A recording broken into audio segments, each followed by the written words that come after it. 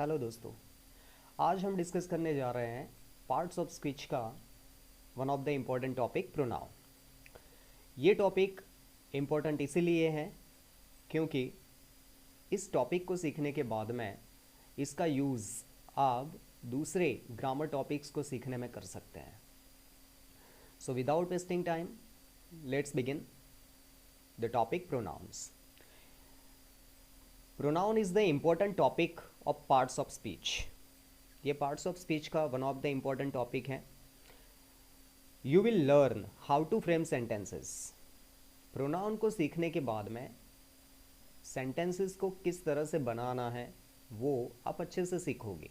किस तरह से प्रोनाउन का यूज़ करना है वो बहुत ही इंपॉर्टेंट हो जाता है। This topic is important for learning further grammar topics. इस टॉपिक को सीखने के बाद में इसका यूज़ तुम different type of grammar topics में कर सकते हो, जैसे कि एक्टिव पैसिव है, डायरेक्ट इनडायरेक्ट है, और भी बहुत सारे टॉपिक्स हैं जिसमें प्रोनाउन का यूज़ होता है, सेंटेंसेस बनाने में होता है। We shall learn it its kind wise. हम उसके काइंड वाइज, दैट मीन्स के उसके जो भी काइंड्स हैं उसके अकॉर्डिंग हम इसको सीखेंगे। इसको बहुत ही अच्छे से सीखना है तुमको, क्योंकि after just watching this video this will very helpful to you, और तुम इसको बहुत ही अच्छी तरीके से सीखोगे। तो कोई भी टॉपिक है उसकी डेफिनेशन ज़रूर होती है और उसके अकॉर्डिंग हम समझते हैं कि ये टॉपिक क्या कहना चाहता है। ओके, तो यहाँ पर डेफिनेशन जैसे कि तुमको दी हुई है, pronoun is the word which is used in place of a noun. Pronoun एक ऐसा वर्ड है जो नाउन की जगह पे यूज़ होता है। तो नाउन दैट मीन्स कि पार्ट्स ऑफ स्पीच का सबसे पहला काइंड। तो नाउन की जगह पे जो वर्ड हम यूज़ करते हैं उसको प्रोनाउन बोलते हैं। अब नाउन के कितने काइंड हैं? नाउन के 5 काइंड है, 5 काइंड्स ऑफ नाउन्स। उसमें जो फर्स्ट काइंड है उसका प्रॉपर नाउन। प्रॉपर नाउन में और कॉमन नाउन में दूसरा काइंड है कॉमन नाउन। तो प्रॉपर नाउन और कॉमन नाउन में उसकी जगह पे, जहां पर प्रॉपर नाउन और कॉमन नाउन यूज हुआ है उसकी जगह पर हम प्रोनाउन का यूज कर सकते हैं। तो किस तरह से हम यूज कर सकते हैं धीरे धीरे हम सीखेंगे। तो सबसे पहले है पर्सनल प्रोनाउंस। प्रोनाउन में सबसे पहले है पर्सनल प्रोनाउंस। इसको सीखना बहुत ही ज़्यादा इंपॉर्टेंट है। जानते हैं बहुत सारे जो स्टूडेंट्स हैं वो जानते हैं, लेकिन फिर भी वो एक छोटी छोटी चीज़ें भूल जाते हैं। तो बेसिक जो नॉलेज है वो बेसिक नॉलेज हमारे अंदर होना बहुत ही ज़्यादा ज़रूरी है किसी को अच्छे से समझने के लिए, किसी टॉपिक को अच्छे से समझने के लिए।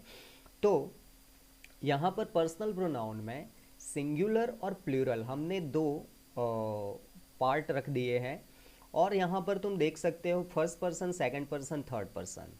तो ये जितने भी प्रोनाउन है इसको हम प्रोनाउन भी बोलते हैं, इसको हम सब्जेक्ट भी बोलते हैं। जैसे कि आई है और यहाँ पर वी है, ये जो है हम इसको प्रोनाउन भी बोलते हैं, इसको हम सब्जेक्ट भी बोलते हैं। ठीक है, तो किस तरह से इसको हम सीखेंगे? तो जैसा कि तुमको दिख रहा है अपने स्क्रीन पे, फर्स्ट पर्सन सिंगुलर आई। आई जो है वो फर्स्ट पर्सन है। जो इंसान बोलता है मैं, वो हमेशा फर्स्ट पर्सन होता है। और आई जो होता है मैं, दैट मीन्स कि वो सिंगुलर होता है। और आई का जो प्लूरल होता है वो वी होता है। ठीक है, ये याद रखना है। आई मीन्स मैं और वी मीन्स हम। जनरली हम हेल्पिंग वर्ब जो है आई के साथ में एम यूज़ करते हैं प्रेजेंट में, पास्ट में हम वॉज यूज़ करते हैं। इसको मैं साथ साथ में बताता जाऊंगा। ठीक है, और वी के साथ, क्योंकि वी प्लूरल है, इसके साथ में हम आर यूज़ करते हैं। और अगर पास्ट है, पास्ट प्रेजेंट पास्ट है इसका, तो हेल्पिंग वर्ब यहाँ पर यूज़ होगा वर, WERE। ठीक है, हम यहाँ पर लिख भी सकते हैं। तो यहाँ वर्ब भी यूज़ होता है आर की जगह पे अगर पास्ट है तो ये समझ में आ गया होगा कि फर्स्ट पर्सन जो है आई सिंगुलर होता है और उसका प्लूरल होता है वी। ठीक है, वी मीन्स हम। देखो अब ये आई और वी जो है उसके टेंसेस वाइज अलग अलग मीनिंग होते हैं। ठीक है, तो ये भी याद रखना है कि हर एक सेंटेंस में इसका मीनिंग आई और वी का मीनिंग मैं और हम नहीं होंगे, हमको भी होता है। वी का मीनिंग हमको भी होता है। ठीक है, तो ये याद रखना है अच्छे से। और आई का मीनिंग कभी कभी मुझे भी होता है। ठीक है, तो सेकंड यहां पर पर्सन है you. You is the second person singular. अब देखो यहां पर ये इंपॉर्टेंट हो जाता है कि यू सिंगुलर भी यू होता है और प्लूरल भी यू हो जाता है। प्लूरल में दूसरा वर्ड यूज नहीं होता है, और दोनों के साथ में सिंगुलर हो या प्लूरल हो दोनों के साथ में आर ही हेल्पिंग वर्ब यूज होता है। ये बहुत ही ज़्यादा इंपॉर्टेंट है, क्योंकि कभी कभी कुछ स्टूडेंट्स होते हैं वो आर की जगह पर इज यूज कर देते हैं क्योंकि वो सिंगुलर होता है। जैसे कि तुम एक लड़के हो तो यू आर अ बॉय। कुछ स्टूडेंट सोचेंगे कि वहां पर अ बॉय है, दैट मीन्स कि सिंगुलर है इसीलिए यू इज अ बॉय लिखते हैं, but that is wrong. You के साथ में हमेशा आर यूज होता है, चाहे उसके साथ में सिंगुलर नाउन हो या प्लूरल नाउन हो। ठीक है, तो ये सेकंड पर्सन है, यू मीन्स तुम, और दोनों का मीनिंग तुम होता है आप भी होता है। ओके, तो ये याद रखना है। अब थर्ड पर्सन जो सिंगुलर है उसमें थोड़ा सा चेंज है, अच्छे से ध्यान रखना है। तो थर्ड पर्सन सिंगुलर है ही, शी और इट। ही हम पुरुष के लिए यूज करते हैं, मेल के लिए। शी फीमेल के लिए यूज करते हैं। और इट जो है एनिमल, बर्ड्स और नॉन लिविंग थिंग्स, मतलब निर्जीव वस्तु के लिए हम इट यूज करते हैं, या कोई सिंगुलर एनिमल हो, सिंगुलर बर्ड हो या नॉन लिविंग थिंग हो उसके लिए। ठीक है, निर्जीव। और जैसे कि बहुत सारे लड़के हैं, बहुत सारे पुरुष है, बहुत सारी स्त्री है, या फिर बहुत सारी चीज़ें हैं या बहुत सारे एनिमल्स हैं, तो उनका जो प्लूरल होगा वो होता है दे। ये याद रखना है, दिस इज़ वेरी इंपॉर्टेंट, कि उनका प्लूरल जो होता है जब ये बहुत सारे होते हैं, सिंगुलर होते हैं, तो ही शी इट यूज़ होता है अकॉर्डिंग टू इट सब्जेक्ट्स। लेकिन जब ये प्लूरल यूज़ होते हैं तो उसका प्लूरल होता है दे। और ये तीनों सिंगुलर है इसलिए इनके साथ में इज आता है, और यहाँ दे प्लूरल है इसलिए इसके साथ में आर आता है। So this is important to remember. तो ये हमने अच्छे से समझ लिया कि first person, second person, third person किसे कहते हैं। इसको रिवाइज करना है क्योंकि एक बार पढ़ने से दिमाग में नहीं रहता है, हम भूल जाते हैं। ठीक है, तो अब इसके सिंपल सेंटेंसेस हम किस तरह से बनाते हैं, इसको नेगेटिव इंट्रोगेटिव में किस तरह से चेंज करते हैं, ये इंपॉर्टेंट हो जाता है सीखना। तो कुछ एग्जाम्पल्स यहाँ पर मैंने लिखे हुए हैं, जैसे कि यहाँ पर एफर्मेटिव एग्जाम्पल है, मीन्स हकारात्मक वाक्य।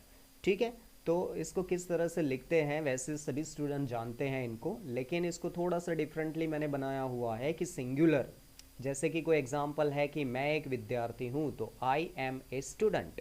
अब इसको जब हम प्लूरल बनाएंगे तो आई का प्लूरल क्या होगा, हम विद्यार्थी है। टोटल वो पूरा उसका ट्रांसलेशन क्या होगा, हम विद्यार्थी है, तो आई का प्लूरल वी हो जाएगा, एम का आर हो जाएगा, और यहाँ पर ए है तो ए सिंगुलर में यूज होगा, लेकिन जब स्टूडेंट का प्लूरल हो जाएगा स्टूडेंट्स, तो उसके साथ में आर्टिकल यूज नहीं होगा। ये जो ए है वो आर्टिकल है, लेकिन यहाँ पर ए यूज नहीं होगा। यहाँ पर इसमें देख सकते हो, क्योंकि यहाँ पर आर्टिकल रिमूव होगा, because the sentence is plural, that is why. तो मैं एक विद्यार्थी हूँ और हम विद्यार्थी है। ठीक है, वैसे ही इस सेंटेंस को हमने नेगेटिव बनाया। जब सेंटेंस को हम नेगेटिव बनाते हैं तो हमेशा याद रखना है कि नॉट जो है हम फर्स्ट हेल्पिंग वर्ब के बाद में यूज़ करते हैं। तो वैसे तो यहाँ एक ही हेल्पिंग वर्ब है, कभी कभी दो हेल्पिंग वर्ब भी होते हैं। तो जैसे कि एम है, एम के बाद में नॉट यूज़ होता है, और आर्टिकल जो होता है अगर सेंटेंस में होता है तो नॉट आर्टिकल से पहले यूज़ करना है। कुछ स्टूडेंट्स ए के आर्टिकल के बाद में कभी कभी नॉट यूज़ करते हैं, so that is wrong. So I am not a student, this is negative sentence of this one, है ना, आई एम अ स्टूडेंट, तो मैं एक विद्यार्थी नहीं हूँ।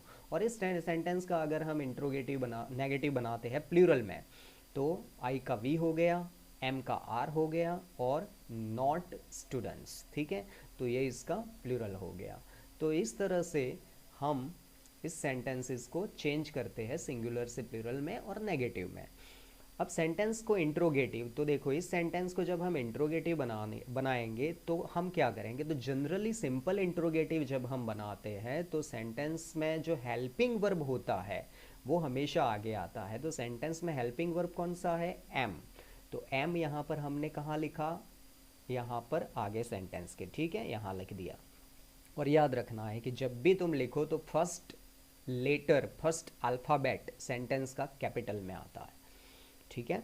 तो हमने यहाँ पर एक कैपिटल किया तो एम, और सब्जेक्ट जो है मतलब प्रोनाउन जो है वो पीछे चला गया, एम आई अ स्टूडेंट, क्या मैं एक विद्यार्थी हूँ। तो एक चीज़ याद रखनी है, अब तुम कहोगे यहाँ पर यू क्यों लिखा है शॉर्ट आंसर में, तो हमने यू इसीलिए लिखा है कि जब हम खुद पूछते हैं तो दूसरा कोई आंसर अगर देता है तो इस तरह से देगा कि क्या मैं एक विद्यार्थी हूँ, तो हमारे साथ में कोई और होगा तो क्या आंसर देगा, यस यू आर, हाँ तुम हो, है ना।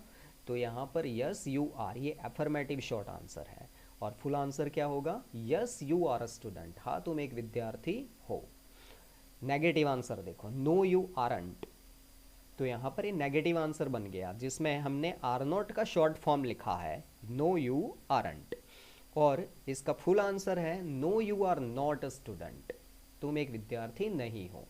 तो ये मैंने इसीलिए लिखे हैं इतने आंसर्स कि कभी कभी हम स्पीकिंग का ट्राई करते हैं when we try to speak English at that time we have to know the basic things, that is why इस तरह से हम शॉर्ट आंसर और फुल आंसर को यूज़ कर सकते हैं, ठीक है।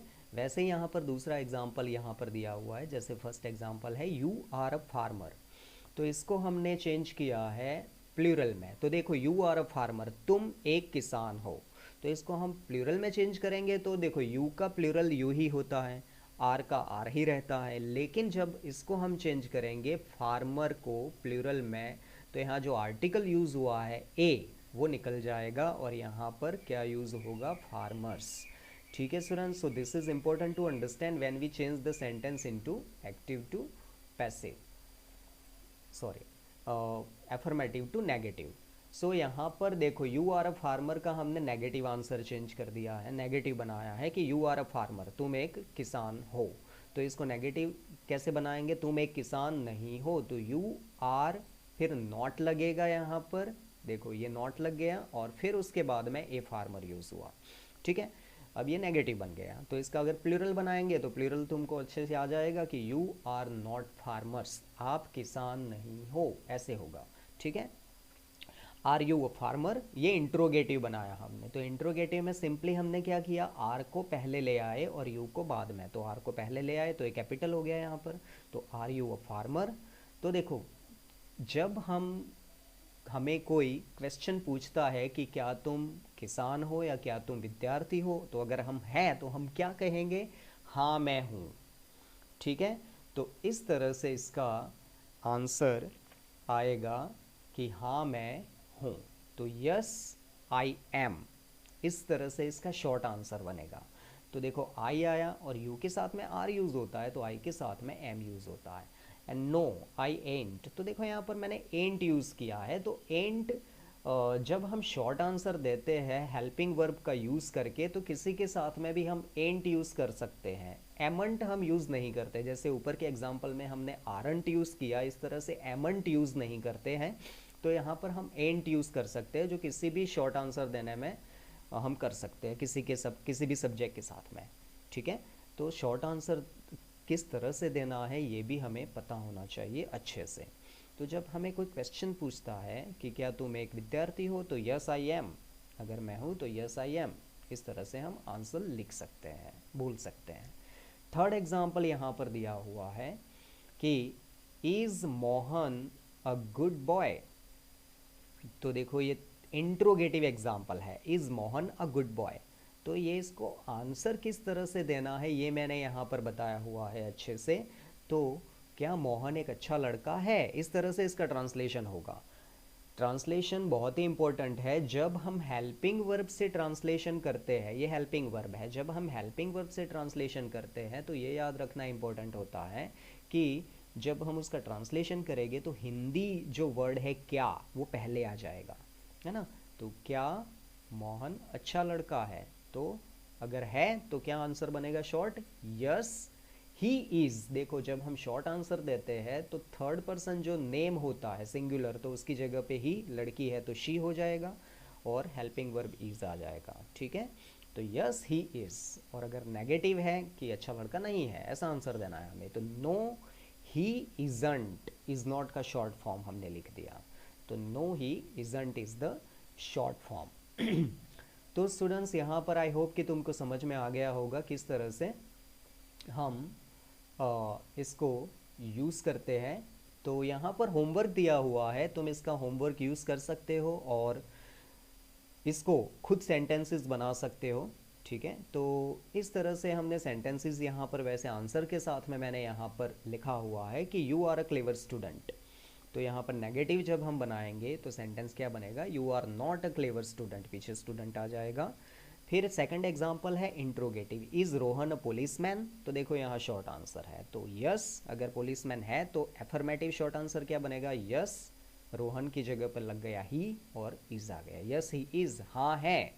जनरली हम शॉर्ट आंसर देते हैं और जब भी हम देते हैं तो इस तरह से हम इसको लिख सकते हैं, और अगर नहीं है तो नो ही इजंट, ठीक है।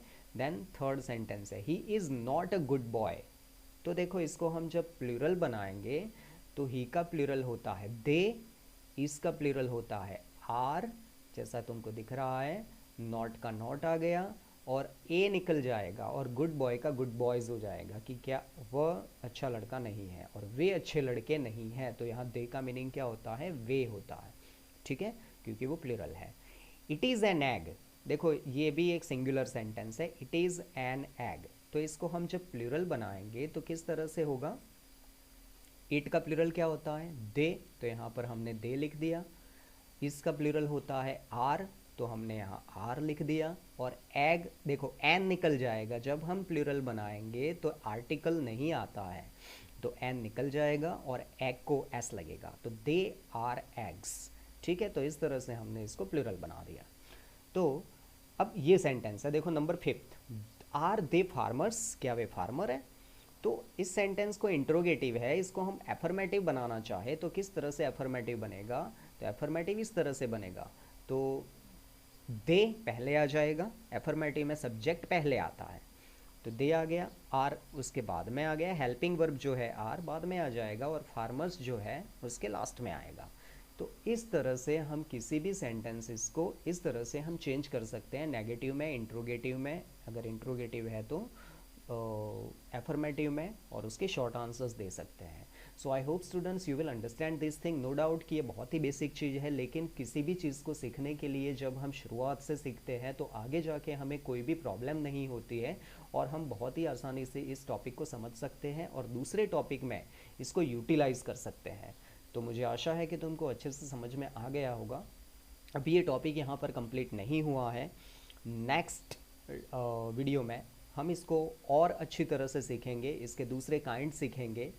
टिल देन इसको कंटिन्यू करते रहो, अच्छे से देखते रहो और खुद सेंटेंसेस बनाते रहो और सीखते रहो, बिकॉज सीखना उसकी कोई लिमिटेशन नहीं है। सो टिल देन, जय Hind, thank you very much.